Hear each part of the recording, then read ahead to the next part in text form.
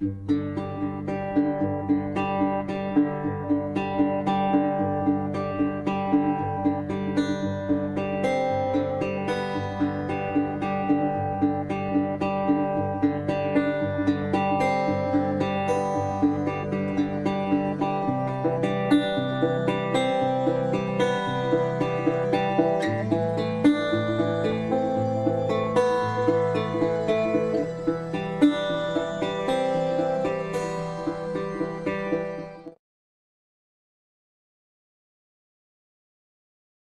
actually grew up in what is now Pakistan. You grew up to the age of a 16 years old. A 16-year-old boy knows a lot about what's going on around him. So when you came to India, it wouldn't be like those little kids who were 2 years old and 3 years old. You came as almost an adult, and you could witness the whole thing, leaving a comfortable life in what is now Pakistan and coming over to India penniless with nothing. Could you tell us what was that like? What are your memories of that? Oh, my memories go back to see a horrid picture, what I experienced. You see, it was a summer vacation. Every year we used to come to our villages, which we belonged to. Father was a school teacher in Montgomery, but we belonged to Sialkot. So, and many relatives staying here and there in all villages. So we used to visit them. And suddenly one day, it was announced that the partition is there, and all Hindus have to move out of these places.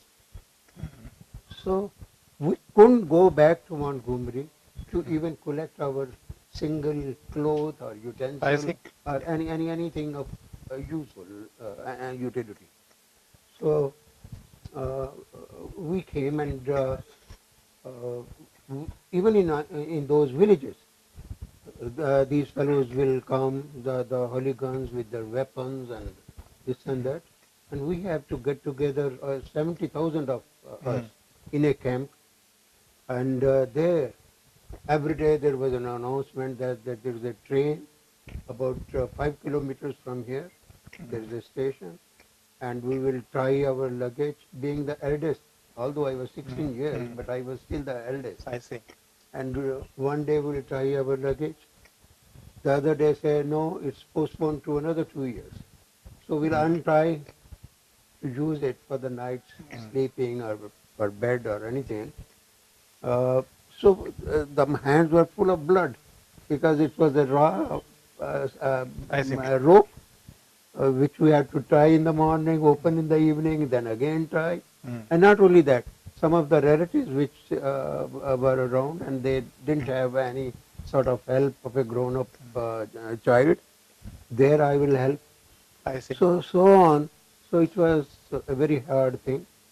And then when the day was announced that okay, the railway station is there and you will find the train there to go to India side, we somehow, my father's elder brother, he fell sick. I had to carry him on my back sometime, maybe 2 years, then stop and then again start with him.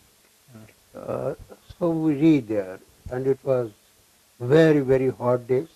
I think it was July, June or something. And even for shade, if we try to sit under the railway wagon, these police fellows, the Pakistani thing, they will say, go out, go out. And what happened, that a train came. Oh, as you might have seen some of the picture, that inside, outside, over the roof, the people full. And with my sick triagi, or what we call, and father also had a very lean figure, we couldn't get into the train. So we had to spend a night there in some community center with few more families. Maybe we will be 30, 40 people in totality. So everybody is very afraid of going out. They will use every room as a toilet. Oh, it was a terrible experience. Anyway, next day we were happy to see the Gorkha regiment around, and we felt very confident. Okay, now we are safe. And train came. We boarded the train, and we came to Dera Baba Nanak. That was the first station we landed in India. And when we have to go to the houses, which we have to just occupy, the houses which were vacated by the Muslims, I see. we have to walk over the dead bodies, I see. a scattered thing. And the Ravi, the river, it was in flood. And all swollen bodies, the body disintegrated this way, that way. We had to walk across I see. on those bodies and read there. And unfortunately, the next day, another train came. And my God, hundreds of people, all cut. I see. Somebody is not hand, somebody is cut in the neck, and somebody's leg is not there. And we, as a young fellow, we had to sort of social work. We have to carry those fellows here and there in some dispensaries or whatever little, because it was a small place. So it was horrible. And one day we had no money, and what to do? So there was some society which they were giving some ration, helping out with some clothes. So that is how the life started. I see. And for cooking, we used to bring some wood. And the kacha I houses, see. they had some wooden battles. We'll uproot I those see. battles and use it for cooking. Okay. And one day, when I was uprooting one thing, there was a man sitting underneath with a spear, and he wanted to sort of pierce me. I see. And then I suddenly got away, and we also had some spear in our hand, and I came down, and I have to use my spear. I see. So these sort of stories. And from there we moved on to Jalandhar. Oh, there was nothing. And you will be surprised that we young brothers, young fellows, myself, the other fellow maybe 5 years younger to me, and so on, all had to do small little labor job to live on. Till such time my father got a job again in Jalandhar, got a house, and same way the house which was left by Muslims, we occupied one of the house, and that is all. But I didn't stay much longer there with them. So where I did moved to Delhi. you moved on to Delhi? Yeah, where my cousin was a doctor, and he said, "Come, what will you do in Jalandhar there? So you come here.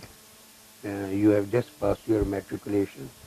I started doing my FSC. There is a Faculty of Science, but I could only finish first year, and the partition happened.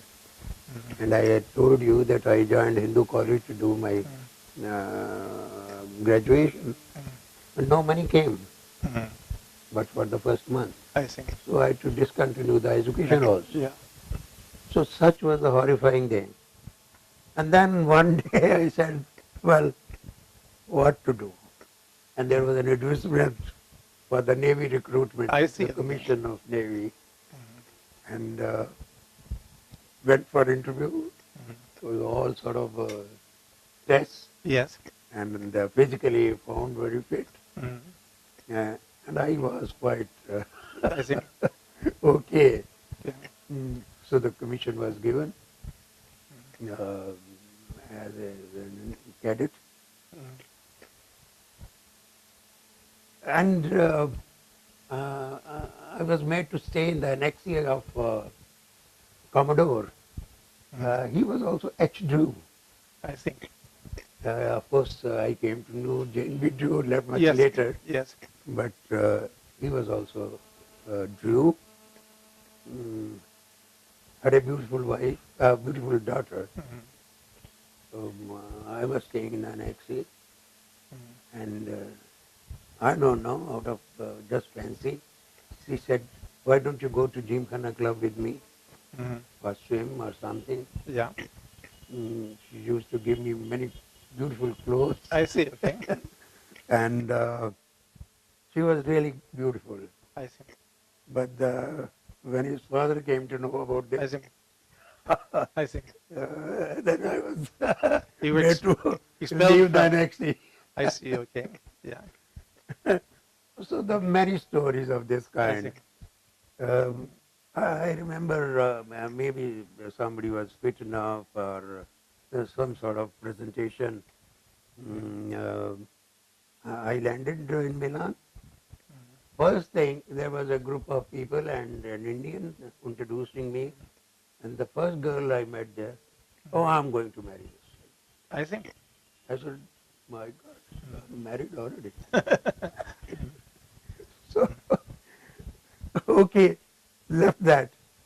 The other thing, I went to my cousin in Germany. He is living in a small place, Kronach. And he was working in Lu Opte factory as a manager. I went to him. He was, his name was Krishan, and everybody used to call him Krishna. Married a German I girl see. there. He was happily staying there with his children. I went to see him. There were so many people, all Germans, waiting on the railway station to see me. I see. Krishna's brother is coming. The whole night we drank beer, I see. and next day they carried me to their fields and Mercedes and so I see. on, with their rubber shoes on. And the next day when I go to the factory, again the same thing happened. One girl came coming, running around. "Krishna, do you have any objection if I marry him?" I see. I said, "Forget it. Uh, The married man." okay. So like this, But many things happen in life. you could not have been totally innocent.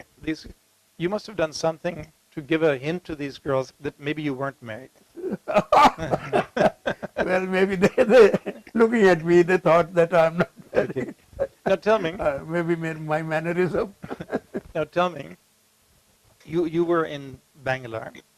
You were the chief architect of a very Sophisticated department. sophisticated department. Everybody in India was looking at Israel as the avant-garde, high-tech, space program of India. You were the chief architect. You With had the Allied 50 architects working for you. And probably you must have even had an air-conditioned office at a time when nobody else there. Yeah. And you were traveling all over the country. Country. You told me that you had free passes. You would just go show your ID, Absolutely, yes, yes. and Indian Airlines would put you on and debit that. No, I told you the story. Sarabhai called me one day to discuss something. And he was getting late. His PA came that, well, you are getting late to catch the flight. Shiv, why don't you come along? "No, come to the airport." I went with him to the airport. From airport, he says, "Why don't you come to Bombay? Then you come back." So he took me up to Bombay. And from there, I have to take the next flight after 2 hours back to Bangalore. So these were the things happening Now, that time. then, with all that privilege and connections with people like Vikram Sarabhai and so many important people, suddenly, you probably correctly decided that if you want to make something of your life independently, you'll have to start a private practice. Now, I know that people offered you partnerships in Bangalore and this and that and offered you other things, but you decided to come back here. Now, when you came back here, what was the situation you faced in Chandigarh? Who worked with you? Was it, did you have a staff? There or was did- nobody to work with me, and neither there was work see. for me to do. There was nothing. In fact, it was a very, very disappointing situation, and I didn't know that I will meet such a situation. It is an absolutely different experience. I and my wife started the office. She will do the typing, I see. and I will do small little thing whichever came to me, Mm. some house design or something. And I used to cry during the night. I see. Man, what the hell you have done? Uh, You know, going right up to the summit top and then come down. yeah. Who made you to do this? You could have been happily there. So I don't know. In between, as I told you, there was an offer which made me to leave Department of Space to do 2 sectors in Nigeria, Right. and the coup happened. So maybe there was no money written in my fate. Yeah. Yeah. So I'll be just like that in But my it seems life. this was all your fate. Yeah. It was your fate to leave to be Yeah. tempted to leave, to go on a foreign assignment, and then there's a coup d'etat, and the whole government collapses, Yeah. and that collapses.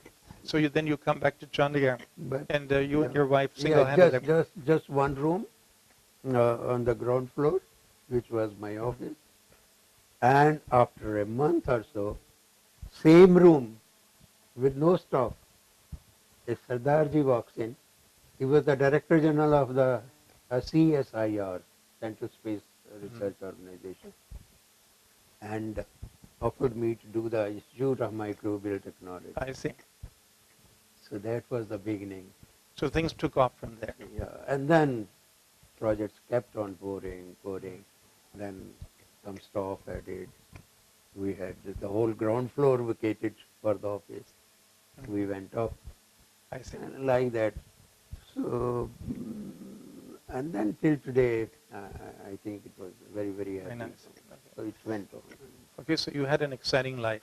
Very I exciting think life. it But sounds like, I don't think anybody could have this sort of exciting experience in life. okay, very, You very know, nice. it feels like rising from ashes, from nothingness. But what's interesting to me is that your whole life is really the history of modern India, from partition to starting to a new city, to Israel, to Milan, and to then go- go- Milan. to But the way, Rotterdam now and- you're in the post-modernist, globalized India and practicing. I think it's a very exciting story. So thank you very much. Thank you very much. Yeah. Thank you very much. Yeah.